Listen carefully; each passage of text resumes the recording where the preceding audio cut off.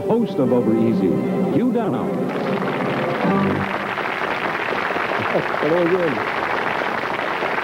Hello. I thank you, and welcome again to Over Easy. You know, if we were to take a strong look at the anatomy of history, it's quite likely that each of us would see entirely different things through a set of personal lenses. In retrospect, history becomes what Napoleon Bonaparte once called a fable agreed upon. Well, today we're going to look at several perspectives of the past, present, and future. But first, we're going to talk with Dick Haymes. It's really great to have him back. He's the crooner of the 40s who developed a new awareness after many years of hard experience and who has consistently been a superb singer. We'll also learn about a compact light-sensing device born in the space program that helps the blind to see here on the Earth. And we'll discuss China, inflation, and the political realities of growing older in modern America with the well-traveled, widely read columnist Joseph Kraft. The 40s was the best time for the crooners, and Dick Haymes was one of the best, is one of the best. His rich baritone became as well known as Sinatra's, and his boyish face has become familiar to millions in films like State Fair and One Touch of Venus. Now it's a different era, and after many life experiences, which many of us must face, Dick Haymes is quite possibly a different man, and we want to find out about that. Except his voice is still as warm and resonant as we remember. Would you welcome, please, Mr. Dick Haymes.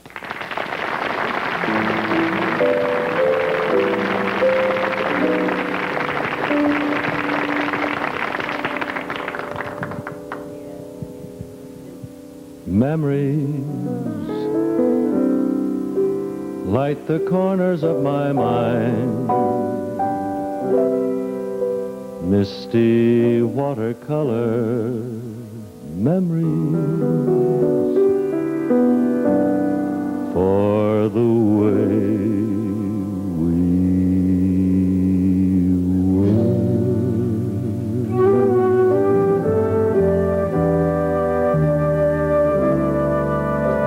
Scattered pictures of the smiles we left behind, smiles we gave to one another,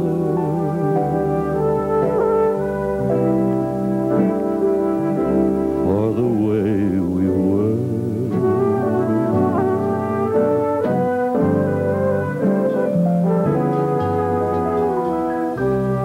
Can it be that it was all so simple then? Or has time rewritten every line? If we had the chance to do it all again, tell me, would we? Could we?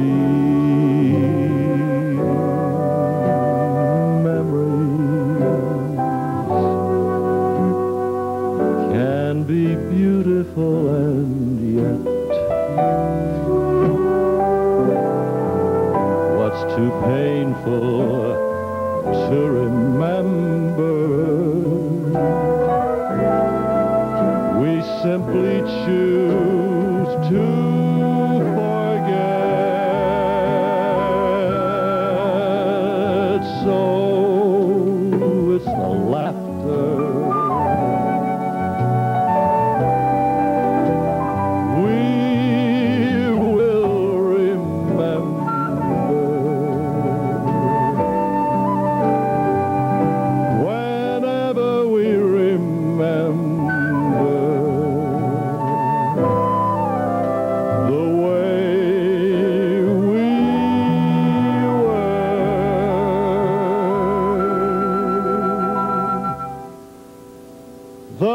bittersweet and lovely way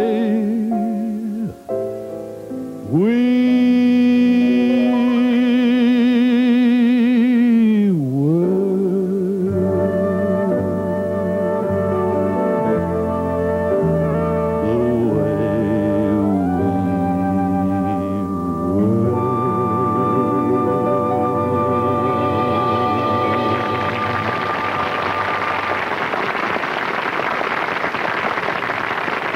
Great to hear. Come on, let's chat over here. Sure. Excuse me.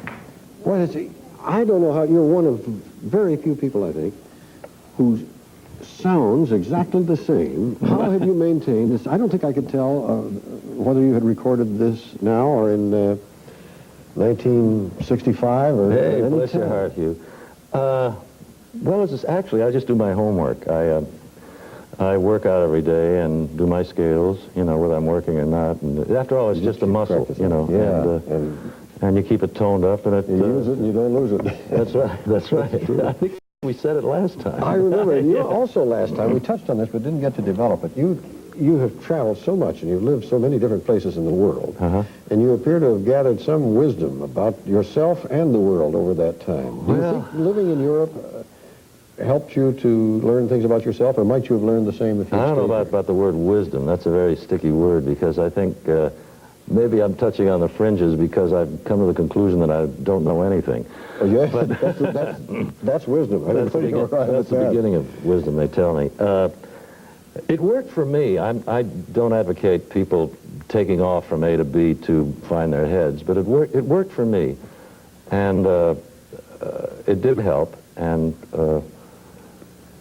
traveling around and meeting a lot of people and getting out of all the static I was in at the time was a great deal of help. Sure. And then after 8 years of performing in Europe and all over the world, you came back to this country for the first time and That's right. made a real And, comeback on it.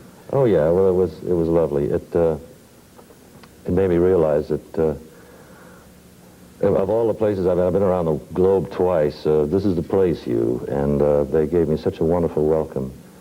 That it's you know, Americans are very warm people and very generous people, and it made me feel so good. Yeah, I guess being outside the United States does make you appreciate it a little more. And how, you know, with all due respect to all the countries, if you're sort of ingrained American, there's no place like it. You've lived not only a lot of different places, but under a lot of different circumstances, because you've made and lost fortunes more than once. Hey, I don't feel badly about that. I don't even feel guilty. I had a good time doing it, you know. And then there came a time when I had to stop that and get into something else. Is Sophie Tucker right? She once said, "I've been rich and I've been poor. Rich is better." Oh, sure. Sure she was right, you know. That's right. But you also, you licked a drinking problem a long time ago. You've had quite a number of marriages of various types. Oh, shut up. What I wonder is, having gone through that much, how did you escape the kind of disaster that often overtakes people if they face those things? Well, I consider myself extremely lucky or blessed or whatever semantic you wish to use. I did have a serious illness which put me on my back for a few months and gave me a little time to think. And when you get down to the nitty-gritty, it all becomes very simple. You have a choice to make. You either wind up in Skid Row, or you take the other choice and survive. And I chose survival, and with a great deal of help from introspection and the man above. Or inside, or wherever you want to put him.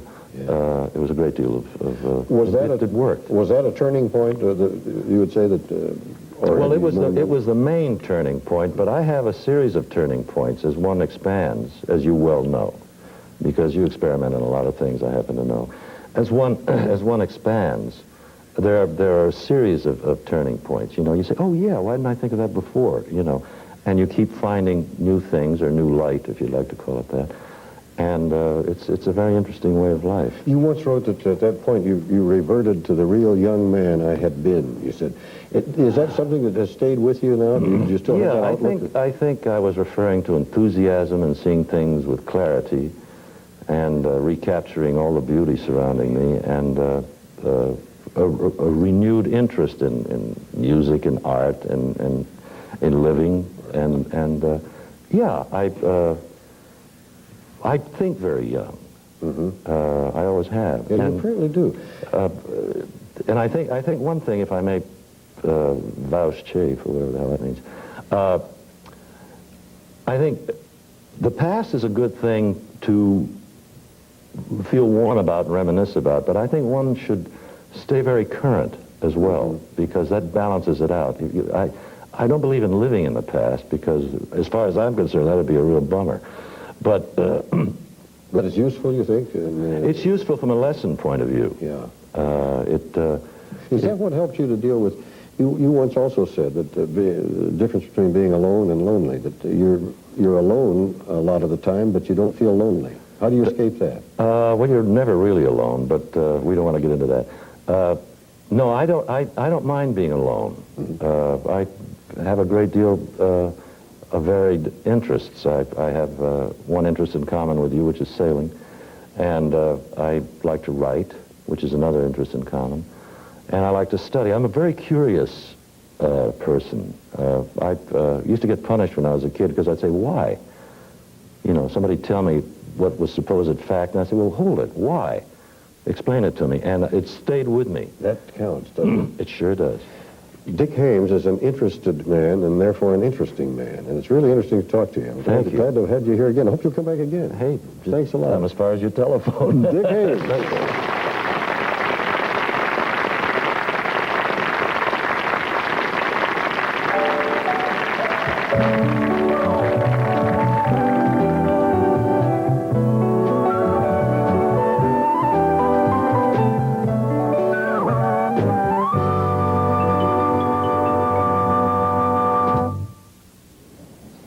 That's interesting that he reverted to the real young man that he was and still is. Dick Haymes, a welcome guest anytime.